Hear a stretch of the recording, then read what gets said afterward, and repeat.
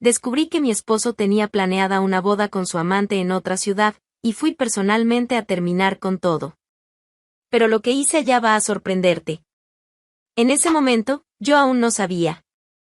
Pero Darío ya no era solo mío. Ya no era solo un empresario, solo un marido. Ya era otro hombre, uno que yo jamás reconocería por completo. Nuestra empresa comenzó con poco. Un galpón pequeño en las afueras de Bilbao, 2 computadoras antiguas y mucha terquedad. Él y yo, a pulso, construyendo rutas, cerrando contratos, entregando cargas hasta la madrugada. Trabajábamos por nosotros, por el futuro. Y el futuro llegó. Nos expandimos, contratamos personal, modernizamos todo. Nos estabilizamos. Pero la estabilidad no es sinónimo de paz. Con ella vinieron las ausencias. Los retrasos. Las excusas repetidas. Viajes repentinos, llamadas a deshora, reuniones que surgían como por arte de magia en el calendario. A mi lado, Darío seguía con el mismo rostro, el mismo tono calmo. Pero por dentro, y lejos de mí, ya estaba viviendo otra cosa. Otras cosas. Mientras yo aún luchaba por mantener el equilibrio entre el hogar y la empresa, él se deslizaba con ligereza por una secuencia de traiciones. No una. No 2. Varias. Mujeres distintas. Entornos distintos. Horarios estratégicos. Ninguna de ellas sabía exactamente quién era Irene. Y yo, en ese momento, no sabía de ellas. Darío era discreto. Había aprendido a usar el tiempo como cortina.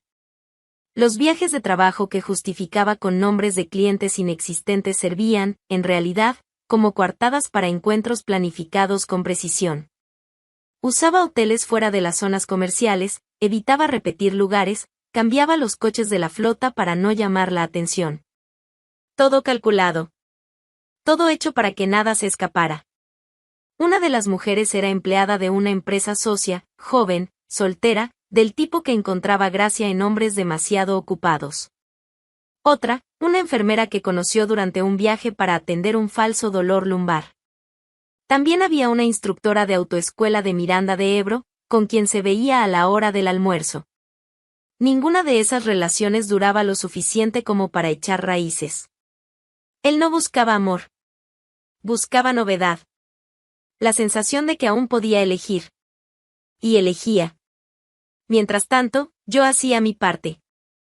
Administraba plazos, supervisaba entregas, resolvía fallas con proveedores. Por la noche, dormíamos en la misma habitación. Y yo aún creía que el silencio entre nosotros era cansancio. Empecé a notar la diferencia en sus ojos. No era solo desinterés, era distancia. Su atención siempre estaba en otro lugar. Incluso cuando estábamos solos. Yo hablaba, él escuchaba sin escuchar. Las respuestas eran automáticas. Las expresiones, neutras. Nada explotaba, pero todo moría lentamente. Intenté no crear problemas donde no había certezas. Por más que algo me incomodara, no había pruebas. Y Darío era un maestro en no dejar rastros. Sabía exactamente cómo camuflar todo, incluso las palabras. Decía que tenía que viajar, y lo decía mirándome a los ojos. Salía con la misma camisa de siempre, volvía a la hora esperada, hablaba del tráfico. Y así, mantenía la ilusión de normalidad. Pero la verdad ya estaba en movimiento. Él ya vivía otra vida. O mejor dicho, varias vidas. Una con cada mujer. Todas improvisadas, pero lo suficientemente reales como para ocupar el espacio que antes era solo mío. Darío conoció a Mireia durante una negociación con una empresa de transporte mediana, en el norte de Burgos. Ella no trabajaba allí, había ido a acompañar a una prima, pero terminó entrando a la sala de reuniones por error. Él, claro, aprovechó el error. Y ella, encantadora y práctica, se metió en la conversación como si ya fuera parte de la mesa. Con ese aire espontáneo de quien sabe exactamente a dónde quiere llegar. No fue una conquista difícil. Mireia era más joven, ambiciosa, y tenía ese hambre de novedad que Darío ya no encontraba en casa. Ella no se conformaba con encuentros secretos. Desde el principio, dejó claro que no quería vivir como amante. Quería un futuro a su lado. Un nombre en el papel, una casa propia, hijos, fiestas de fin de año con la familia. Todo eso. Y más, quería estatus. Darío, por su parte, se lanzó a ese universo con prisa. Se sentía revitalizado. Con Mireia, no era esposo ni socio. Era libre. Ella le hacía sentir que podía empezar desde cero, sin el peso de los años de matrimonio, sin la responsabilidad de la empresa compartida. Pero había un problema que no podía ignorar, Irene. Yo tenía cláusulas contractuales blindadas, hechas precisamente para proteger la parte de la empresa que construimos juntos. Y Darío lo sabía. Si pedía el divorcio abiertamente, yo podría impugnarlo con facilidad, y él perdería buena parte del control logístico. Peor aún, si una infidelidad se comprobaba, las cláusulas se volverían en su contra. Y él no estaba dispuesto a entregar nada. Fue entonces cuando le propuso algo a Mireia: paciencia. Dijo que saldría del matrimonio poco a poco. Sin ruido. Sin llamar la atención. Construiría una nueva vida a su lado, pero con estrategia. Ella, a pesar de la ansiedad, aceptó. Confiaba en que todo se resolvería a su tiempo. Y así nació el plan. Un guión meticuloso. Él empezaría a alejarse lentamente, con justificaciones razonables. Evitaría confrontaciones. Se mostraría cada vez más ausente, sin dar pie a sospechas directas. La idea era que, cuando Irene se diera cuenta, ya fuera demasiado tarde. Durante ese periodo, Mireia hacía su parte. Siempre estaba disponible. Nunca reclamaba en público, pero presionaba en privado. Quería más. Quería ser oficial. Quería un anillo en el dedo y una invitación en el correo. Quería ser reconocida como la nueva mujer de Darío. Y se lo recordaba en cada visita. Darío, entre una mentira y otra, empezó a dividir su rutina. Un pedazo con Mireia, otro conmigo. Poco a poco, fue ajustando sus horarios, disminuyendo su presencia en los eventos de la empresa, evitando cenas familiares. Decía que necesitaba espacio. Y yo, aún sin saber lo que había detrás, pensé que necesitaba tiempo. El hecho es que Mireia no era la única. Pero fue la primera en ofrecer una nueva estructura. Y eso lo conmovió. Ella no quería solo un romance, quería el trono. Y para llegar hasta allí, aceptó caminar por las sombras un poco más. Siempre que supiera exactamente a dónde se dirigían. Mireia no quería solo promesas. Y Darío sabía que, si quería mantenerla bajo control, tendría que ofrecer algo concreto. Fue entonces cuando surgió la idea de instalarla en Vitoria-Gasteiz. Él presentó aquello como un nuevo comienzo, una nueva ciudad, una nueva etapa, una estructura solo para ellos. Le dijo a su familia que Mireia quería tranquilidad, que planeaba trabajar a distancia, comenzar algo discreto. La historia coló sin esfuerzo. Alquiló una casa cómoda en una zona residencial y garantizó que todos los gastos estarían cubiertos. Mireia recibió muebles nuevos, electrodomésticos de punta y una copia de las llaves que, para ella, representaban mucho más que acceso a la casa. Representaban espacio. Representaban posesión. Él empezó a visitarla con regularidad, alegando compromisos profesionales que justificaban los viajes frecuentes. A mí me decía que estaba supervisando reformas en el almacén de la sucursal de Vitoria. Inventaba reuniones con posibles nuevos contratos, trataba todo con una calma tan convincente que seguí observando sin acusar. Aún sin pruebas, pero ya con los ojos más abiertos. Lo que realmente comenzó a molestarme fueron las pequeñas desapariciones dentro de casa. Prendas de ropa, documentos, objetos personales que antes ocupaban nuestro cuarto y, de repente, desaparecían. Primero fue un abrigo, luego algunos pares de zapatos, después camisas que siempre dejaba colgadas en un perchero del vestidor. Le pregunté. Él respondió con naturalidad. Separé para donar, dijo, mientras abotonaba la camisa. Algunas familias de la zona rural están necesitadas. Hay un camionero de la flota que hace esas entregas. Me pareció útil. Sonaba plausible. Pero había algo en la forma en que lo dijo que me incomodó. No por el contenido, sino por la precisión. Tenía una respuesta demasiado preparada. No parecía una decisión reciente. Parecía parte de algo mayor. A medida que él iba trasladando pequeños fragmentos de su vida al nuevo hogar, Mireia ganaba seguridad. Se sentía residente, se sentía dueña. Comenzó a decorar los espacios como quería, colgar cuadros, comprar plantas, incluso adoptar un gato. Ya no era solo la amante. Era la otra casa. Y con esa comodidad vino la exigencia. Quería oficializar. Quería un gesto claro, público. Algo que dijera al mundo que no era un affair.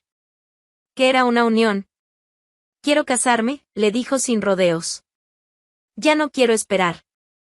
Mis padres piensan que estamos construyendo una vida juntos. ¿Hasta cuándo vas a seguir escondiéndolo? Darío dudó. Pero no por respeto hacia mí.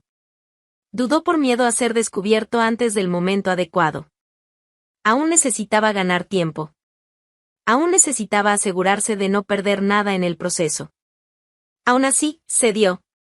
Dijo que aceptaba. Que harían algo discreto. Que sería solo una celebración simbólica, para su familia, como me justificó después. Mireia quedó satisfecha. Creía que por fin estaba cruzando la línea entre lo oculto y lo asumido. Y eso era lo que más le importaba. Con la idea de la fiesta en marcha, Darío se encargó de reservar el salón, contratar la decoración, ocuparse de los detalles. No se lo contó a nadie, ni a amigos cercanos, ni a colegas de la empresa. La historia debía mantenerse contenida hasta el momento adecuado. La rutina de la empresa seguía como siempre, presupuestos, hojas de cálculo, pagos. Yo mantenía el control de las finanzas con el mismo cuidado desde el principio. Nada pasaba sin ser revisado. Y fue durante una de esas revisiones mensuales que me topé con un gasto extraño. Un monto considerable, debitado de la tarjeta corporativa, destinado a un salón de eventos en Vitoria-Gasteiz. Me detuve. Lo leí de nuevo. Salón de eventos. Vitoria. Un nombre que nunca había escuchado asociado con la empresa. Ningún evento corporativo estaba previsto en esa ciudad. Tomé el teléfono y llamé. Buenas tardes, hablo de la Administración de Logística Lizarra. Estamos revisando algunos cargos y necesito confirmar una reserva hecha a nombre de Darío Ortega. ¿Podría darme los detalles? Del otro lado de la línea, la recepcionista respondió sin dudar, claro. La reserva es para el día 23, en el Salón Central. Evento, boda. Todo está confirmado, incluso parte del pago ya se hizo con tarjeta. La mujer habló con tanta naturalidad que por un instante pensé que yo era la única que no lo sabía. Agradecí y colgué. Me senté. Recosté la espalda en la silla y me quedé mirando al vacío durante unos segundos. Entonces era eso. No bastaba con traicionarme. Estaba organizando una ceremonia, con decoración, invitados, comida y música. Y pagándolo con el dinero de la empresa que yo ayudé a construir. La certeza cayó con frialdad. Aquello ya no era una deslealtad oculta. Era un proyecto en marcha. Con fecha, lugar y presupuesto. Ya no se podía fingir que era solo desinterés o distanciamiento. No era una fase. Era una traición sistemática. No lo enfrenté. No lo confronté. No grité. Llamé a Iker. Mi hermano había dejado la policía hacía años. Se cansó del sistema, de las reglas que impedían hacer lo que debía hacerse. Formó un pequeño equipo de vigilancia y comenzó a trabajar por cuenta propia. Discreto, eficiente, metódico. Exactamente lo que yo necesitaba. Necesito que descubras todo sobre una boda en Vitoria. El novio es Darío. Sí, mi esposo. Está intentando construir una nueva vida a mis espaldas. Iker no hizo preguntas. Sabía que si yo llamaba, era porque el asunto ya había pasado el límite. Al día siguiente, él y otro colega comenzaron a seguir a Darío. Se ocuparon de los turnos, de las rutas y de los horarios. Dieron prioridad a los días en que él decía que viajaría para reuniones externas. No tardó mucho. En menos de una semana, el plan de Darío estaba completamente expuesto.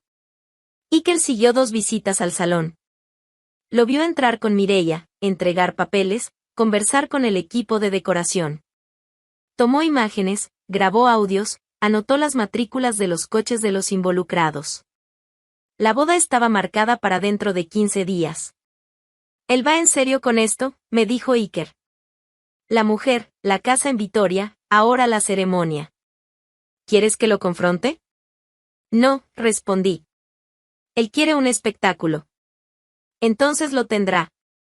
Pero será en mi tiempo». Esa noche volví a casa como si nada hubiera pasado. Preparé la cena. Me senté a la mesa con él.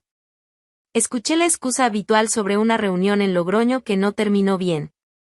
Fingí creerle. Sonreía por fuera, pero por dentro ya estaba trazando la respuesta. No iba a detenerlo. Iba a dejarlo avanzar. Porque cuanto más grande el escenario, mayor la caída.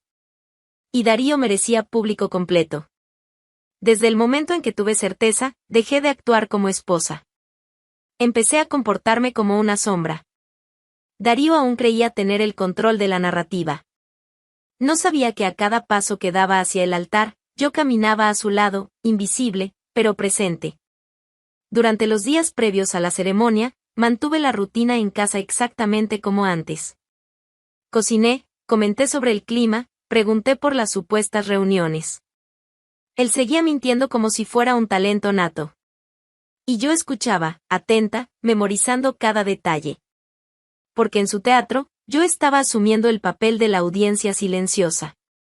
Pero eso estaba por cambiar. En la semana de la ceremonia, avisó que estaría fuera por 3 días completos. Lo justificó con un evento de la Asociación de Transportistas del Norte, en Burgos.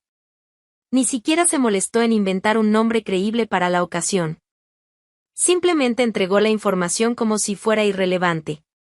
Fue todo lo que necesitaba oír. En la víspera de la boda, Iker y yo tomamos la carretera rumbo a Vitoria-Gasteiz. Fuimos con ropa neutra, coche alquilado y sin ninguna prisa. Llegamos temprano y fuimos directamente al salón reservado. Fingimos ser una pareja interesada en alquilar el espacio para una renovación de votos en otoño. La empleada que nos atendió era simpática y habló más de la cuenta. «Mañana tenemos una boda preciosa aquí. La pareja es encantadora, muy enamorados. Todo muy elegante», comentó, con una sonrisa que pronto se apagaría. Mientras ella me mostraba los espacios interiores, Iker se encargó de la parte técnica. Disfrazado de curioso, siguió los cables de energía hasta la parte trasera del edificio. Allí encontró los 2 generadores que mantenían la estructura funcionando en caso de un corte eléctrico. Analizó con calma. Descubrió la ubicación del interruptor general de emergencia, el panel de control y el punto donde el apagado manual tendría un impacto inmediato. Tomó fotos, hizo anotaciones y me encontró en el estacionamiento unos minutos después. «Va a ser simple», dijo. «Usan un generador externo para alimentar iluminación, sonido y climatización. Si lo cortamos en el momento justo, cae todo. El panel está accesible por detrás del bloque de apoyo. No hay cámaras. 5 segundos y se apaga». Asentí. No pedí más detalles. Ya estaba decidido. Volví al hotel con él. Pasamos la noche revisando horarios. Acordamos señales, ruta de escape y dónde estaría cada uno en el momento del corte de energía. Iker se encargaría de la ejecución técnica. Yo me ocuparía del micrófono. No dormí. No por ansiedad, sino porque no se duerme la noche anterior a la propia liberación. Darío quería una ceremonia para comenzar una nueva vida. La tendría. Pero no de la forma que imaginaba. Su fiesta estaba marcada. Y yo estaría presente. No como invitada, sino como la interrupción. El salón estaba lleno. Gente bien vestida, camareros circulando con copas, música ensayada llenando el ambiente de falsa elegancia. Mireia sonreía como quien ya se veía en la foto del marco de la sala. Darío, a su lado, tenía el rostro tenso, pero fingía tener el control.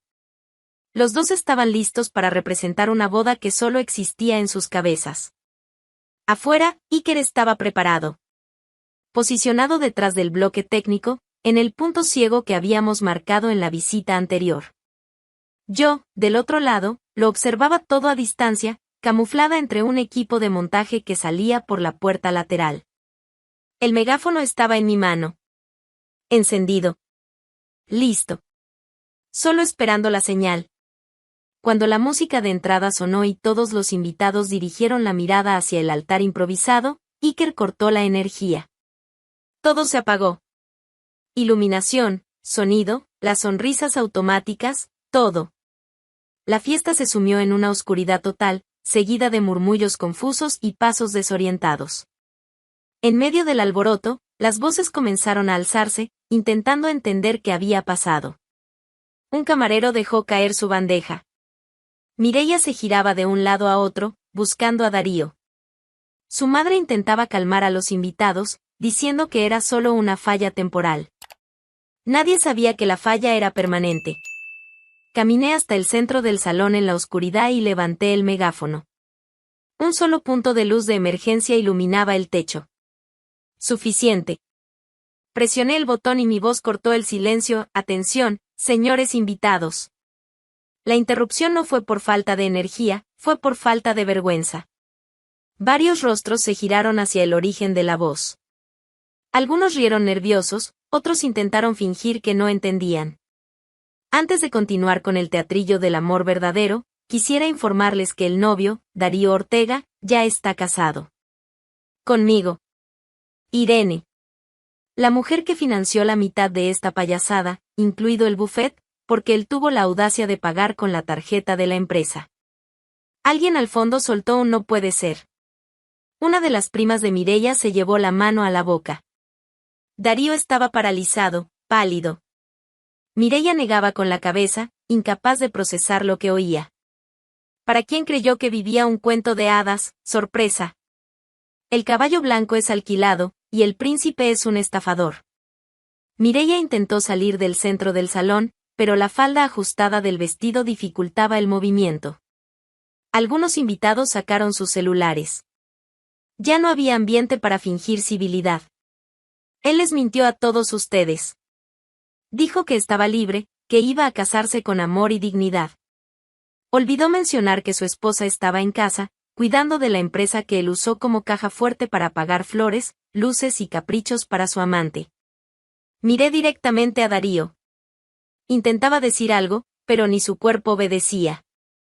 Estaba paralizado. La máscara había caído estrepitosamente. Pero no se preocupen, el escándalo es gratuito. En cuanto a la cena, técnicamente, la pagué yo. Así que quédense. Disfruten. Pueden brindar por la boda que no va a ocurrir. Apagué el megáfono. Se lo entregué a uno de los camareros y caminé tranquilamente hacia la salida lateral. Iker me esperaba con el coche encendido, estacionado en la esquina. Subí, cerré la puerta y miré por el retrovisor. Dentro, las luces comenzaban a volver. Pero lo que tenía que apagarse, ya se había apagado. ¿Todo bien?, preguntó él. Todo. Ya pueden quitar la mesa del pastel. A la novia se le va a quitar el apetito. El salón se convirtió en un campo de conmoción. Una pareja discutía cerca de la mesa de dulces. Una anciana se abanicaba con la invitación doblada. 3 invitados se marcharon sin mirar atrás. ¿El novio? Quieto en el centro del salón, con la mirada perdida y la postura de quien entendió demasiado tarde que ya no mandaba en nada. La fiesta se desmoronó en minutos. El sonido volvió, pero nadie quiso continuar. La decoración impecable ahora parecía ridícula. Las flores ya no perfumaban nada. El pastel, intacto, se convirtió en un monumento a la mentira. Mireia, vestida de blanco, empapada en llanto, intentaba hablar con Darío. Él la ignoraba, inmóvil. Los dos estaban rodeados, pero solos. Su familia, que hasta minutos antes repartía abrazos y elogios, se alejó apresurada. Algunos, indignados. Otros, simplemente avergonzados por haber sido parte del teatro. Mientras tanto, los celulares trabajaban. Videos, fotos, audios.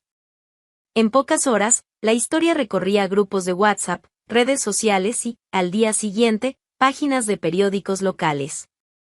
Titulares secos: empresario casado intenta casarse con amante en Vitoria. Con foto mía, micrófono en mano, en el centro del salón. Yo no me escondí. No me escondo. Di entrevistas breves, sin adornos, sin lágrimas. No hice escándalo. Solo confirmé los hechos. Sí, él es mi esposo. Aún oficialmente, respondí a una reportera con el celular en mano. No, no fui invitada. Pero me aseguré de asistir. A los periódicos les encantó la frase. Era el tipo de escándalo que tenía todos los ingredientes: traición, mentira, dinero, un final en vivo. Y el público respondió como siempre, con opiniones divididas, pero atención total. Mireia desapareció por algunos días. Intentó mantenerse fuera del radar, pero ya era tarde. Aquella imagen de ella intentando huir del salón con el vestido levantado hasta las rodillas ya circulaba como meme. Ya no era la joven seductora de la historia. Era la cómplice expuesta.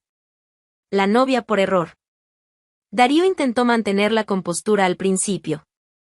Fue visto saliendo de la casa en Vitoria, gafas oscuras, rostro cerrado. Pero sin Mireia. Sin prensa. Sin rumbo. Y sin el coraje de enfrentar el escarnio. Volví a la empresa como quien regresa a casa. Sin alarde. Sin discursos. Asumí el liderazgo como quien retoma lo que nunca dejó de ser suyo. Los empleados me recibieron en un silencio respetuoso, muchos de ellos ya conocían la historia. No necesité decir una palabra. Bastó con estar allí. En paralelo, reuní todos los registros del escándalo.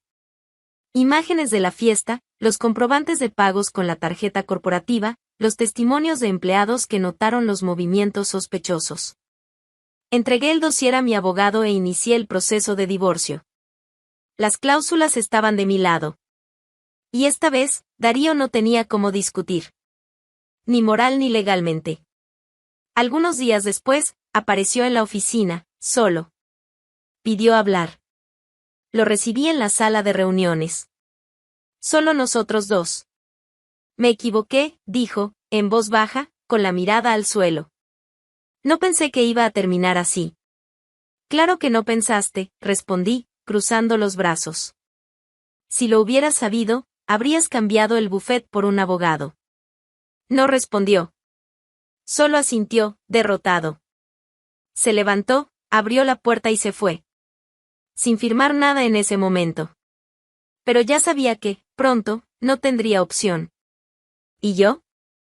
Yo seguí. Con calma, con firmeza. Y con la certeza de que, a veces, la justicia no necesita llegar desde los tribunales. Basta con llegar con sonido y micrófono. Darío no impugnó nada. Cuando el abogado le entregó los papeles del divorcio y las pruebas adjuntadas, solo los miró, respiró hondo y firmó. Sabía que cualquier intento de defensa sería inútil. No había argumento que pudiera borrar lo que fue grabado, publicado y compartido por miles. Las cláusulas fueron activadas. Exactamente como lo habíamos planeado años atrás, cuando diseñamos el contrato de la empresa para proteger lo que era nuestro, o, al menos, lo que debió haber sido. En la división, la mayor parte quedó para mí. Y no por generosidad. Por justicia. Yo tenía los documentos, los números, los videos, y sobre todo, el derecho de recuperar todo lo que me había sido robado en silencio. Después del escándalo, Darío intentó mantenerse en Vitoria. Durante los primeros días creyó que lograría empezar de nuevo al lado de Mireia. Pero el encanto de ella se evaporó junto con los privilegios. Sin acceso a la tarjeta corporativa, sin promesas, sin el futuro dorado que él le pintaba, ella se retiró rápidamente. Desapareció de la casa con la misma prisa con la que llegó. No hubo peleas entre ellos. No hubo despedida. Solo el abandono práctico de quien se da cuenta de que lo que queda no alcanza ni para un café. Solo, Darío empezó a vivir en el vacío de la casa que él mismo construyó como fuga. Los muebles parecían más grandes, las paredes más frías. Intentó mantener cierto estándar por un tiempo, pero pronto los recursos se agotaron. Comenzó a aceptar trabajos pequeños en empresas de transporte más modestas, en ciudades vecinas. Manejaba hojas de cálculo, hacía control de inventario, todo muy por debajo de lo que alguna vez fue. De vez en cuando, alguien lo reconocía. Susurraban a sus espaldas. Algunos reían. Otros simplemente lo ignoraban. Él, que se creyó demasiado grande para mí, ahora tenía que tragarse su propio nombre murmurando como un chiste de pie de página. Mientras tanto, yo seguía. La empresa volvió a operar bajo mi gestión directa. Renové contratos, reorganicé sectores y eliminé cualquier rastro de su influencia en los procesos internos. Mantuve a los empleados que lo merecían. Alejé a los que solo estaban por conveniencia. No necesité hablar sobre lo que había pasado. El equipo ya lo sabía. Y, de algún modo, respetaban aún más mi regreso. No me convertí en celebridad. Ni lo quise. Pero durante meses, aún me encontraban en la calle para comentar el video. Me agradecían por mostrar que ningún hombre queda impune. Yo sonreía y agradecía, pero por dentro, el sentimiento era otro.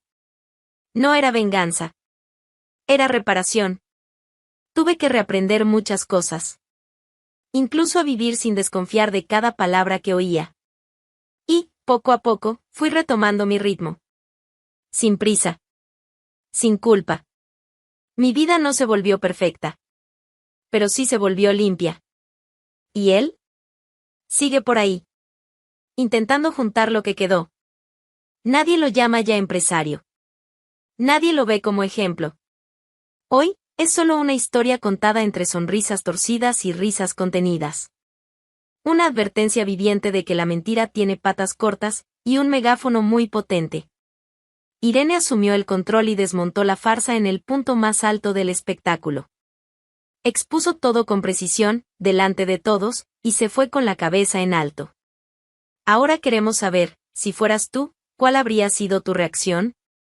Deja tu opinión en los comentarios.